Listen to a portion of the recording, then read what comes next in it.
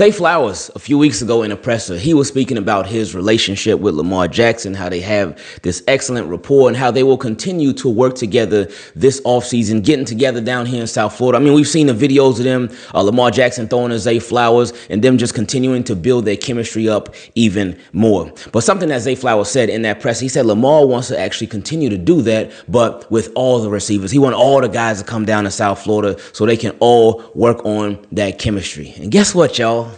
It's happening.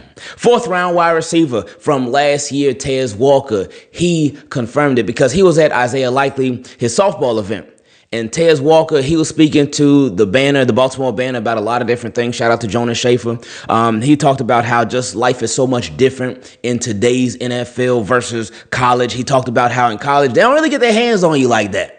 He spoke about really wanting to win that X receiver job for the Ravens. He talked about how he was not necessarily disappointed with his lack of playoff targets and just playoff involvement, especially with Zay Flowers being out there and Rashad Bateman going down. He gave a big shout out to Steven Sims and Anthony Miller, saying that they had much more experience. He went over a lot of stuff. He talked about what he learned from DeAndre Hopkins. He just went over a whole lot of stuff. But the part where that really stuck out to me, especially moving forward this season, it was when they talked about the OTAs, because we've been hearing so much about Tez Walker and OTAs. Like, oh my goodness, Tez Walker doing this, Tez Walker doing that. The Banner asked him, does it feel rewarding when you score as many touchdowns as you have in these OTAs? It seems like every day you're getting in the end zone at least once, maybe twice. And Tez Walker said, yeah, it definitely is, because I know that the staff, they see stuff like that. I'm able to come out and make plays and be a big part of this offense and stuff like that. So it's very rewarding. My mindset, I'm ready to go and do it again. And that's true, because that's exactly where it starts. It starts in the practices. It starts in the OTAs, and that stuff translates to minicamp, and that stuff translates to training camp, and that stuff translates to on the field. Then the Banner asked him, how important is it to you to make the most of the reps that you get with Lamar Jackson when he's out there? And Tez Walker said it's very important. That's the guy you're going to be with when you get out there in a game and stuff like that. Yeah, you've got the ones, the twos, and the threes, but when you're in a game, you're a one at that point, and when you're out there with Lamar, so it's very important to get that chemistry with him and stuff like that. And it's true. That's the quarterback. That's the guy. That's the one who's going to be throwing all the passes for the Baltimore Ravens this season. Well, unless some games where we blowing somebody out, they be like, hey, Cooper, get in. But besides that, it's going to be Lamar. The next question they asked him, they said, you're doing your thing here with quarterbacks Cooper Rush and Devin Leary. Is there any disappointment that you don't get more of those reps with Lamar until mandatory minicamp and training camp? So, all right, man. Well, hey, okay now. Watch it now. Watch it. Anyway, he said, no, not really. Because when he's out here, it's like he never left. He said, and then our little receiver group, you ain't got to down yourself like that. He said, our little receiver group. I don't say it like that, especially you ain't little. But anyway, he said, and then our little receiver group, we're all making a commitment to go down there with him to Florida where he's at. So it ain't really too much disappointment, because we know when he gets out here, he kind of raises the intensity and tempo. Oh, I love the modesty, though. I love the modesty. He said he kind of raised the intensity and the tempo. Oh, you kind of? Yeah, right. Oh, little receiver? Yeah, right. It's okay, though, Tez. I respect it. I love it, and I admire it. But that's exciting, because you think about, again, Lamar getting with the receivers. It's not a requirement that the receivers go down to Florida or come down here. It's not a requirement that Lamar work with them in the offseason when it's time away from the Baltimore Ravens. It's not a requirement at all. But the fact that they're doing that is exciting, because we talked about this last year. Because last year we just saw so much growth from this offense. But specifically, the area where we see a lot of growth at, one of the areas where we saw a lot of growth at was with Lamar Jackson and his ability to have chemistry with any of the receivers that was out there. Any of them. Obviously, Zay Flowers, obviously Rashad Bateman, Isaiah Likely, Mark Andrews. Yeah, that's given. But Anthony Miller was out there. He had chemistry with Tez Walker. He had chemistry with, it's like, whoa, this is a beautiful. Steven Sims even was out there. He had chemistry with him. Lamar showed like, hey, whether you with the ones, whether you with the twos, the threes, wherever you at, I'm going to be able to build that rapport with you. So, and then Tylan Wallace, the forgotten man, Tylan Wallace. He's another one too. So it's like now with Lamar Jackson, them boys say, hey, we going down to Florida. They say, Lamar, we want you to be comfortable. We want you to be in your home. You ain't running from us, buddy. We're going to come find you down in Florida. And we coming through. And when you think about that, obviously the big addition of DeAndre Hopkins, which a lot of even Ravens fans are still feeling like, oh, that ain't going to really be nothing serious. A lot of Ravens fans are still not, they not really with it. And I'm like, I feel the exact opposite. I feel like he's going to be amazing for the Ravens. Is he going to get 1,000 yards? I don't expect that. If he does, no problem. But just him, John Harbaugh talked about it, being a contested catch guy, being a red zone guy, being a third down guy, just being an impact guy. I think we're going to get that from DeAndre Hopkins for sure. But anyway, DeAndre Hopkins being added to the mix. And LaJohntay Wester, he from Florida, so it ain't going to be no thing for him. But LaJohntay Wester being there too. And then Tez Walker. Tez Walker, somebody who he showed, as y'all know, like if you do your thing on special teams, John Harbaugh gonna give you more of an opportunity eventually, and that's whatever side of the ball you play on. Tez Walker, he did his thing on special teams out there over and over and over throughout the year, and then boom, he started getting a little bit of increased playing time on offense. Now, again, he did have a lot in front of him, and he even talked about in the interview with the Banner that he still has a lot in front of him. It's a very crowded room, which is a beautiful thing, but he said he's just waiting on his opportunity. He's just waiting. And I'm sure he's going to get a bit more opportunities this year than he did last year, especially he ain't a rookie no more. So he knows a little bit more about the game. He got that much more experience. So I'm excited to see him work. I'm excited to see these receivers work. I'm excited to see this offense work. But them putting the work in the offseason away from the Ravens, not on no official team time, that's a beautiful thing.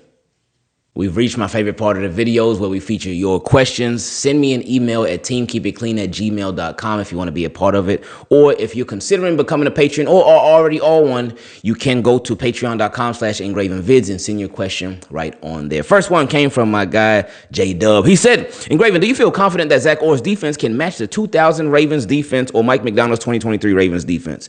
2000 defense, no. That's out of the question. Not at all. Not even close.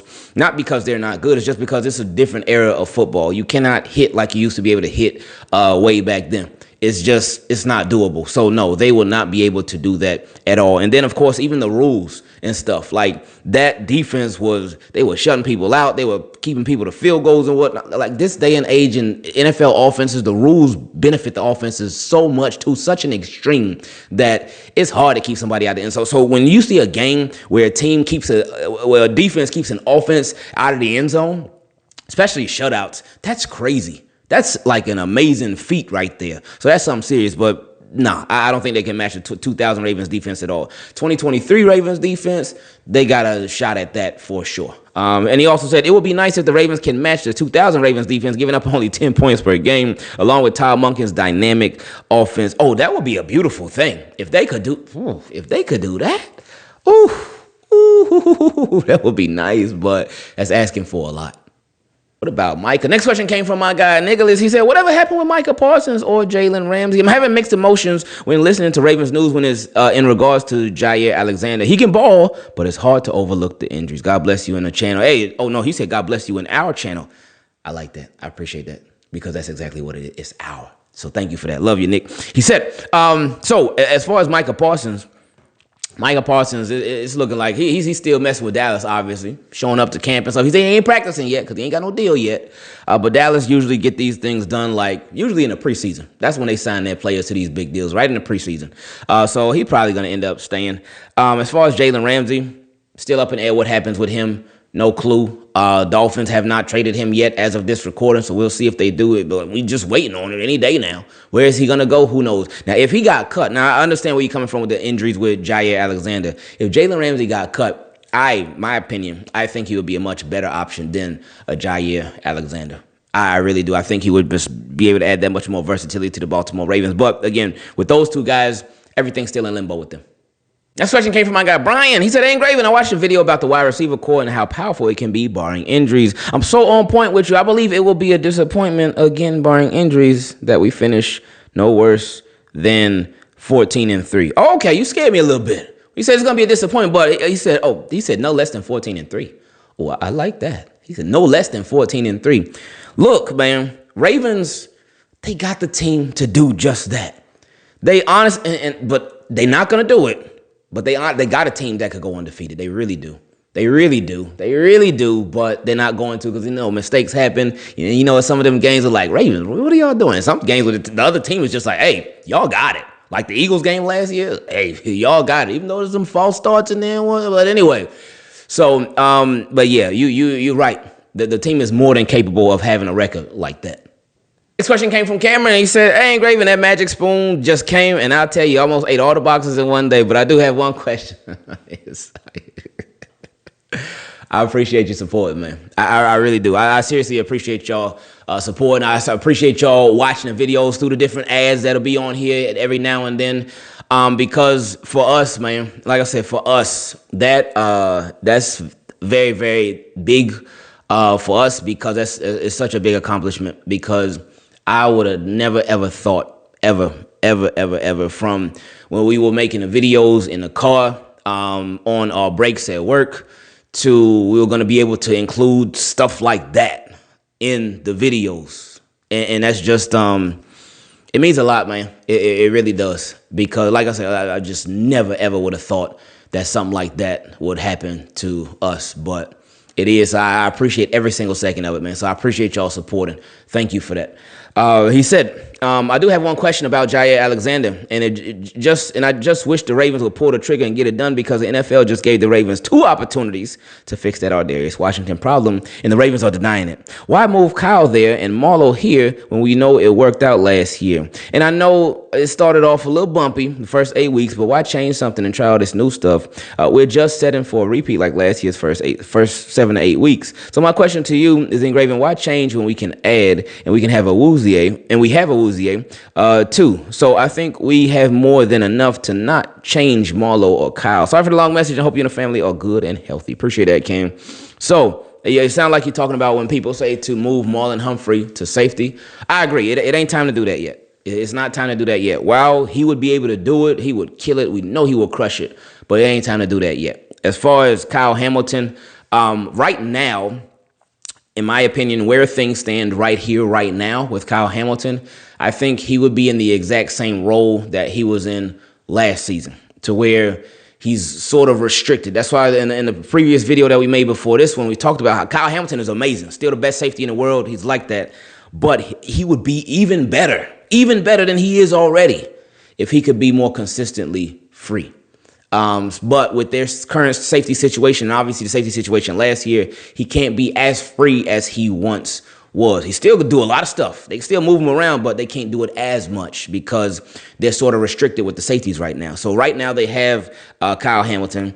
They have Malachi Starks. I would assume Malachi Starks will sort of be in that Ardarius Washington role. But who that third guy is going to be, that's the biggest question. With you, you're talking about the corner. You're just talking about adding even more to the secondary, because, yeah, we got Marlowe, we got Nate Wiggins, we got Cheeto Awuzie. Then if we added a Jair Alexander, that could make the cornerback room that much better, and that much more talent, that much more depth, and just make the quality just that much nicer. So that's a beautiful thing. But as far as Kyle Hamilton, yeah, he's not freed up all the way right now, especially, too, when you think about this, especially because it's a rookie safety back there. Obviously, Malachi Starks got all the smarts in the world, and he's going to be good, but he's a rookie. So there's going to be them rookie mistakes. There's going to be them growing pains. So they're going to probably a lot of times have to restrict Kyle Hamilton even more, since he's going to be helping Malachi Starks out that much more. And really the whole defense and the way that they scheme things is going to be helping Malachi Starks more to avoid putting him in bad situations. So that's why I continue to say, like, hey, whoever this third safety is, Ravens got to get it figured out ASAP so they can move forward with just how the team is run on defense and how the secondary is run on defense, so things can get that much smoother. So they, like we talked about at the beginning of this video with the offense, Lamar and the receivers working on their chemistry, but so the secondary and the safeties and the corners, they can start working on their chemistry because they know exactly who's going to be out there on the field.